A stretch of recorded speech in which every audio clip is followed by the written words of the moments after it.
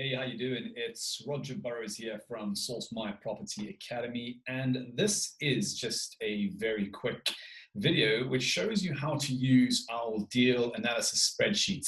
You may have been passed it or downloaded it from our website, but this is just a video to explain how you can actually make the best of, or how to use our deal analysis spreadsheet to run your property numbers super quick. So I'm going to go ahead and share the spreadsheet with you right now. And you'll be able to see, there it is in front of you. So this is what you probably downloaded from our website. There's a little key down the bottom which teaches you some basic stuff and how to use it. But I'm just going to run through it very, very briefly here so that you can make best use of it at home or doing your own numbers in quick time. Remember, this doesn't replace actually being able to run your numbers properly. So you can check out our YouTube channel, Source My Property, where I do have videos on how to run your numbers the traditional method. You should always work out the best way to run your numbers the traditional method, because then it'll help you to even understand this spreadsheet that better.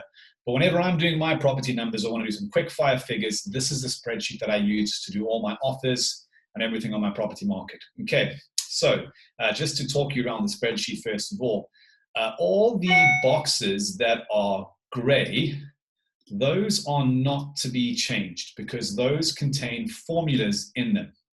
Okay, so everything you can see the box is grayed out. You can see there's a key here, formula, do not overwrite, and then a clear open space is enter a number. So all the boxes that have got clear spaces, that's where we're going to put in our values, and the spreadsheet is then going to do its mathematics and pump out some answers for us.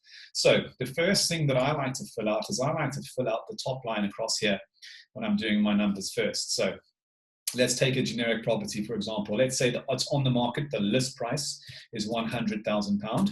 So I put that in there.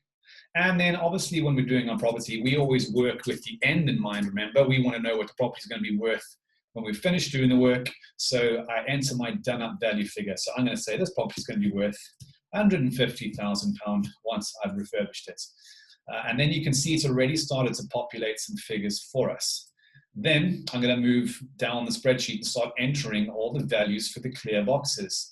The purchase price then, this will be the price that you actually agree to sale at. So let's say we've agreed to sale at £75,000. And you can see what it's done already there. It's started to say me that actually if I secure this property at £75,000, that's 25% below the market value. And I'm going to continue working down my spreadsheet. This is your loan to values. This is going to start working out how much deposit you need if you're going to mortgage buy it. And I always leave my loan to value at 75% for mortgage buyers. And it tells me there that if I had bought this property for £75,000 and I was to use a mortgage with a loan to value of 75%, then my deposit would be £18,750. Then the next one, pretty self-explanatory, enter your refurbishment costs. So let's say it's going to take us £20,000 to renovate this property. You might want to put in your survey costs. Average survey for me is about £400. You want to put in your solicitor costs. My solicitor costs are roughly about £1,200. And then you might want to put in your sourcing fee. If you're a sourcing agent, you want to put in your fee here, so you calculate the figures with the side. And if you're a property investor buying it through a sourcing agent, you can put in their source fee here, so you can calculate that within your figures. So let's say it's £2,997 to source this property. And that is that column filled out, right? You can see I only entered numbers in the white boxes and left the gray ones because those have got the formulas in them. Moving over to the next box here, the running empty column, this is kind of calculating your mortgages. So again, I'm going to calculate my mortgage at 3.5%. So that's a decent average rate for a limited company. And I'm going to calculate it over 6 months. So this is going to run flip figures for me. So that's how much my total mortgage cost would be over 6 months for this property. And then the next one below it is my water, my gas, electric, and council tax. And I always put those in at £50 a month, and then council tax at £100 a month.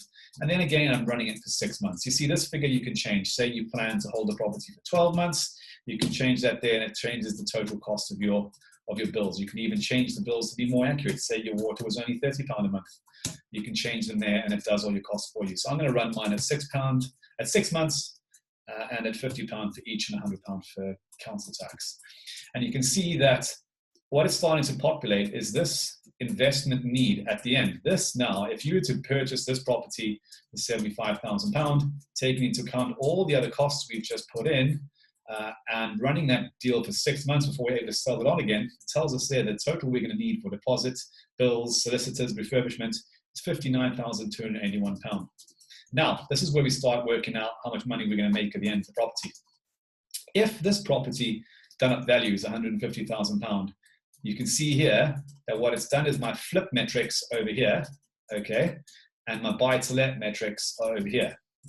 So on my flip metrics, if I buy that property for £75,000 and its values out to £150,000, you can see that my profit is going to be £31,416.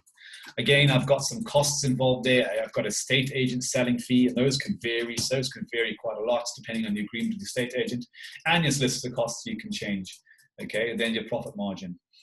And then also it does below here, it does some ROI metrics for you. So off a flip, your ROI would be 52%, which is a GDV of the profit itself, which would be 20.6%.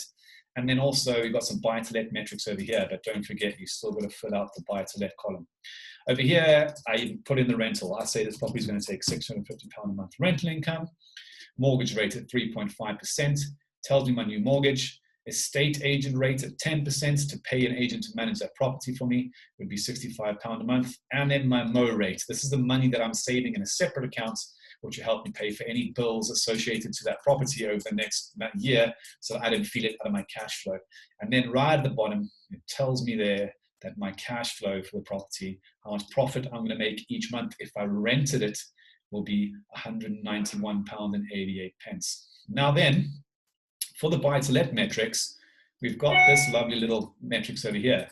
This one here tells you that if you bought this property, did all this work to it, and refinanced it to £150,000, years till paid back, I would have all my money out in 1.3 years, which is an ROI of 76%. Well, this would be a fantastic deal on paper, right?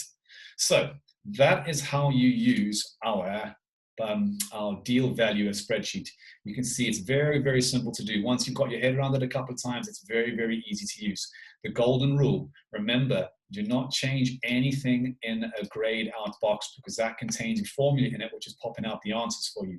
You can populate all of the white boxes. And also remember to watch our video to know how to run your property numbers the good old-fashioned way, with a piece of paper and a pen, so that you can be able to know if something went wrong in this that just wouldn't quite look right.